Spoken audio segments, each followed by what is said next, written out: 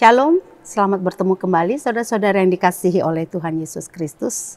Kita akan mendengarkan firman Tuhan renungan hari ini. Namun sebelumnya, mari kita memuji Dia, kita bernyanyi.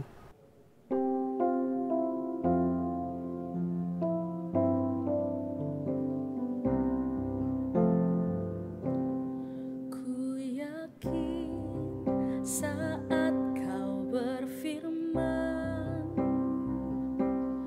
ku menang saat kau bertindak.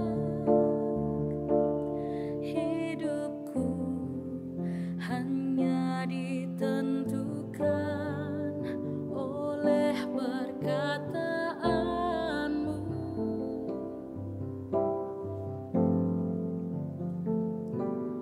Ku aman karena kau menjaga. Ku kuat karena kau menopang. Hidupku hanya ditentukan oleh kuasa-Mu.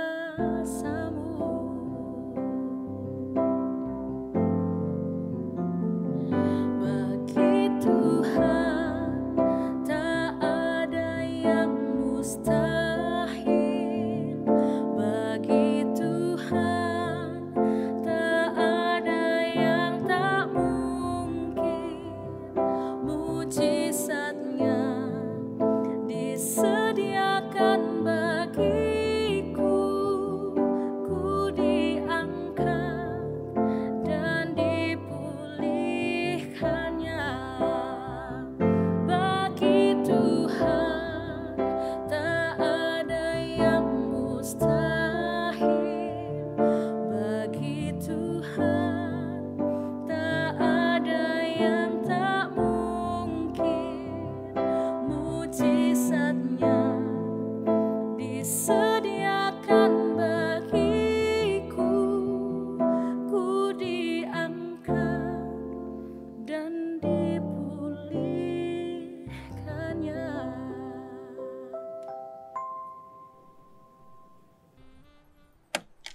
Kita berdoa. Sungguh kami bersyukur dan berterima kasih kepadamu Bapa, Allah sumber hidup kami, yang senantiasa memberikan kami penyertaan-Mu, dan juga Engkau berikan kami kesempatan saat ini untuk kembali boleh mendengarkan suara-Mu lewat firman-Mu dalam renungan harian ini. Biarlah Tuhan Roh-Mu yang kudus yang menyertai kami dan menolong kami, setiap anak-anak-Mu yang saat ini tengah mendengarkan firman-Mu dalam renungan harian ini. Terpujilah Engkau Bapa, dalam nama Tuhan Yesus kami berdoa. Amin. Saudara-saudara yang dikasihi oleh Tuhan Yesus, firman Tuhan sebagai renungan pada hari ini Selasa 2 Agustus 2022, yaitu yang tertulis dalam Yeremia pasal 30 ayat 17. Begini firman Tuhan. Sebab aku akan mendatangkan kesembuhan bagimu. Aku akan mengobati luka-lukamu. Demikianlah firman Tuhan. Sebab mereka telah menyebutkan engkau orang buangan, yakni sisa yang tiada seorang pun menanyakannya. Dalam bahasa Batak dikatakan, ai ahu mapatupahon hahisaro diho, jala pamalumoku ho sian bugang, ninna Jehoba, ala sihabuangan guarmu didok halak alesion, naso parduli ni halak nanggo sada. Demikian firman Tuhan. Saudara-saudara yang dikasihi oleh Tuhan Yesus, salah satu cara Allah menggambarkan sosoknya yang penuh dengan cinta kasih kepada manusia adalah dengan menggambarkan dirinya sebagai seorang bapa, seorang orang tua terhadap anaknya. Semua orang tua pasti mengasihi anak-anaknya dan selalu menginginkan yang terbaik bagi anak-anaknya. Walau ada saja memang orang tua yang tidak bertanggung jawab dan tidak menunjukkan kasihnya dengan sungguh-sungguh kepada anaknya.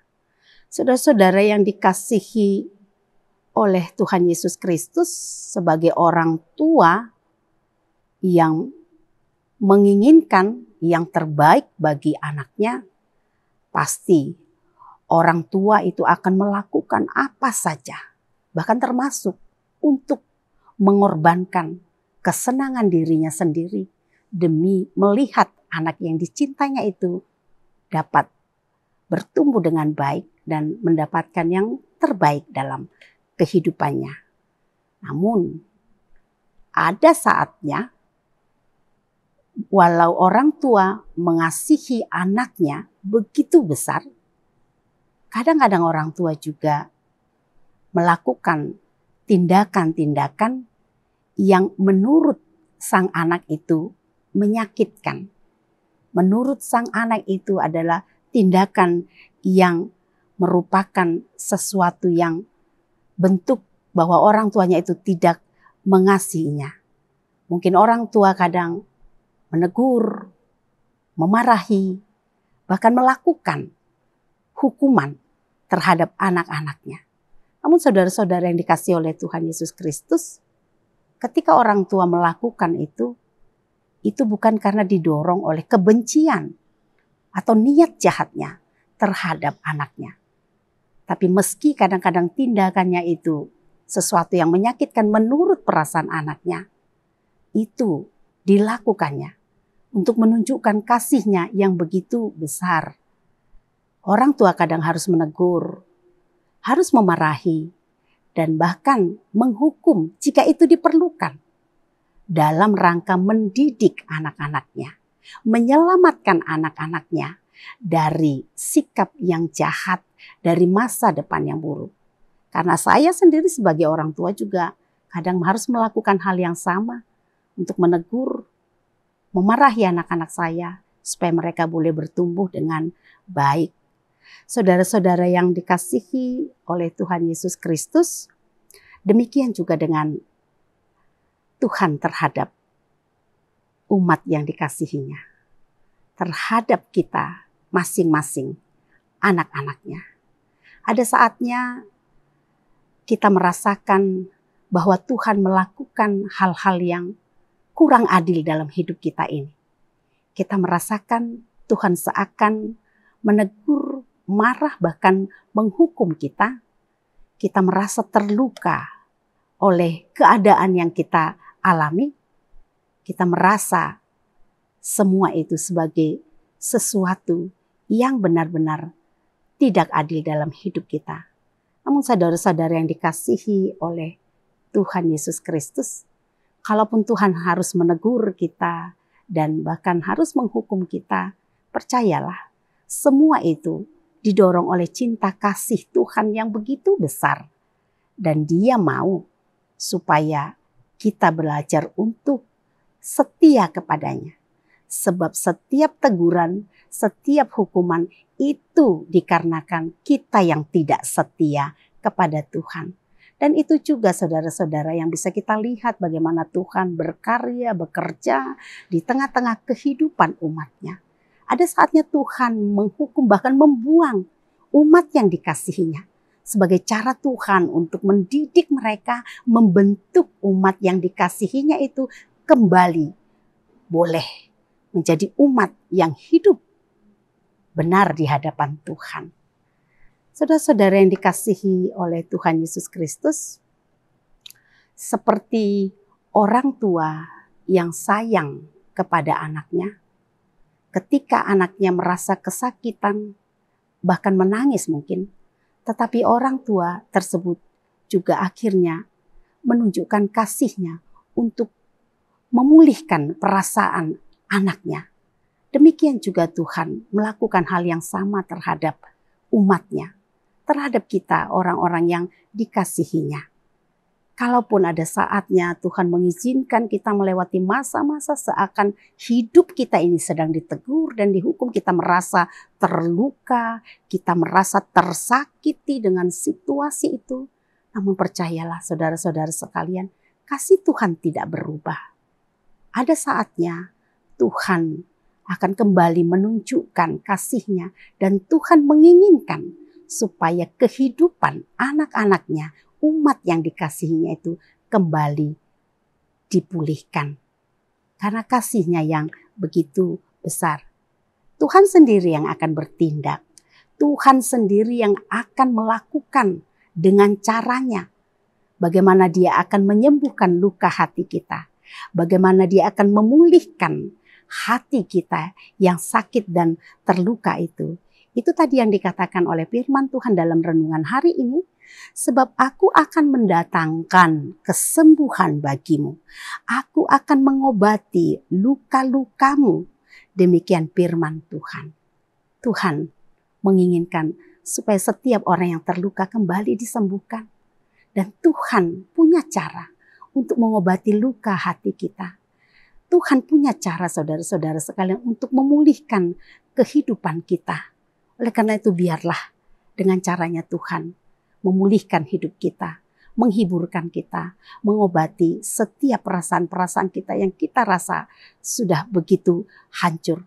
Tuhan tidak ingin kita hancur di dalam penderitaan dan terus larut di dalam luka hati kita.